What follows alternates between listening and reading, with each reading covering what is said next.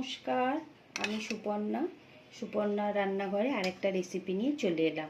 তো আজকে আমি আপনাদেরকে বানিয়ে দেখাবো প্রন ফ্রাইড রাইস। সেটা কিভাবে বানাচ্ছি, এগ দিয়ে আর প্রন দিয়ে ফ্রাইড রাইসটা বানাবো, সেটা কিভাবে বানাচ্ছি, কি কি দেবো, সব প্রসেস আপনাদেরকে দেখাবো। তো আপনারা যদি ভিডিওটা পুরোটা দেখেন তো এর আমি সুন্দর একদম রেস্টুরেন্ট স্টাইলে বাড়িতেই ফ্রাইড রাইস বানাতে পারবেন। তো চলুন আমি এবার আপনাদেরকে পুরো রেসিপিটা বানিয়ে দেখাচ্ছি। এর জন্য আগে কড়াতে অল্প একটু তেল দিয়ে দিচ্ছি, দিয়ে ডিমটা আগে আমরা ভেজে নেব। ডিমটা দিয়ে দিচ্ছি, আমি দুটো ডিম নিয়েছি, কেননা বেশি কোয়ান্টিটি নয় আমার ফ্রাইড রাইসের। আপনাদের যদি বেশি থাকে তাহলে আপনারা একটু বেশি করে দিয়ে দেবেন। ডিমটাকে ভালো করে ভেজে নেবো, আগে একটু লাল করে ভেজে নেবো।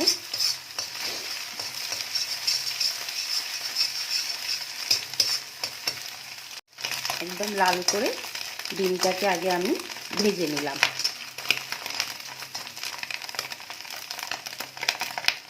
তাতে এবার একবারে তেলটা দিয়ে দিচ্ছি ফ্রাইড রাইসের জন্য। ঠিক আছে, আগে আমি একটু আদা কুচো আর একটু রসুন কুচো দিয়ে দিলাম, দিয়ে ভালোভাবে নেড়ে নিচ্ছি। পোড়াবো না, জাস্ট 30 সেকেন্ডের মতো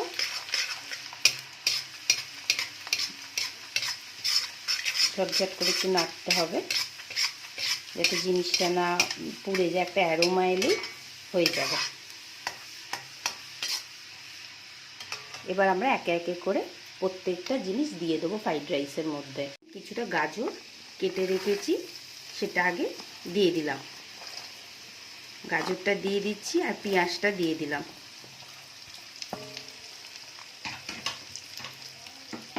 দিয়ে যেহেতু গাজরটা একটু গলতে সময় লাগবে, সেই জন্য আগে আমি গাজরটা দিয়ে দিলাম। দিয়ে ভালো করে নেড়ে চেড়ে নিচ্ছি। এইভাবে একবার আমি যেভাবে বানাচ্ছি সেইভাবে একবার বানাবেন, একদম রেস্টুরেন্টে যেভাবে ফ্রাইড রাইস আমরা খাই সেটা দিয়েই খেতে পারবেন। রেখেছি সেগুলো এখন এর মধ্যে দিয়ে দেবো।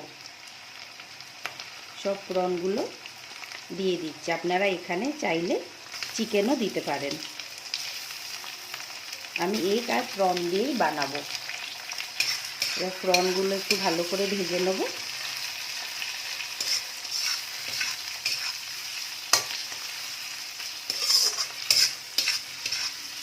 একটু হালকা লাল করে প্রনগুলো আগে ভেজে নিচ্ছি।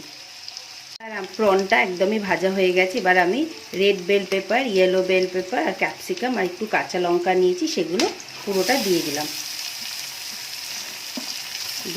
আপনাদের যেমন ভেজিটেবল দেওয়ার ইচ্ছা হবে তেমনই দিতে পারেন।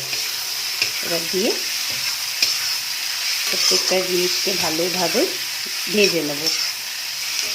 দেখতে ভালো লাগবে বলে নানা রকম কালার এসেছে, গ্রিন, রেড, ইয়েলো। আর এটাকে একটু 1 মিনিট মতো ভালোভাবে, আর গ্যাসের ফ্লেমটা কিন্তু আমার হাই করাই আছে। আমি একটু গোলমরিচ দিয়ে দিচ্ছি, এটা অপশনাল, বাচ্চারা যদি খায় নাও দিতে পারেন, অসুবিধা নেই। নুন দিয়ে দিচ্ছি। আর ফ্রাইড রাইসের চালটা আমি আগে থেকেই সেদ্ধ করে রেখেছিলাম, নর্মাল যেমনভাবে আমরা চাল ভাতটা করি সেইভাবেই সেদ্ধ করে রেখেছি। এই যে রাইসটা এইভাবে সেদ্ধ করে রেখে আমি ঝরঝরে করে রেখেছি। এবার সেটা পুরোটা দিয়ে দিচ্ছি। লাইট সয়া সস দিয়ে দিচ্ছি অল্প করে। জিনিসকে ভালো করে আমরা এখন মিক্স করে নেব। রাইসের গন্ধটাও বেশ সুন্দর আসছে। এইভাবে রাইসটাকে এখন মিক্স করে নিচ্ছি। এই সময় একবার দেখে নেবেন নুনটা ঠিক আছে কিনা। আজিনামোটো যদি আপনাদের মনে হয় দেবেন তাহলে দিতে পারেন। আমার কাছে এখন নেই, সেই জন্য আমি দিতে পারছি না।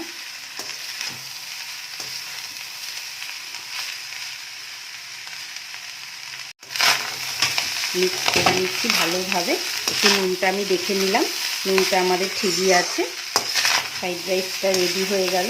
এবার আপনারা এটা দিয়ে চিলি চিকেন দিয়ে খেতে পারেন, মাঞ্চুরিয়ান দিয়ে খেতে পারেন, বা কষা মাংস দিয়েও খেতে ভালো লাগবে। রেডি হয়ে গেল। এখন আমি গ্যাসটাকে বন্ধ করে দিলাম। ডিমটা দিয়ে দিলাম, পুরো ডিমটা দিয়ে দিলাম, দিয়ে ভালো করে মিক্স করে দিলাম।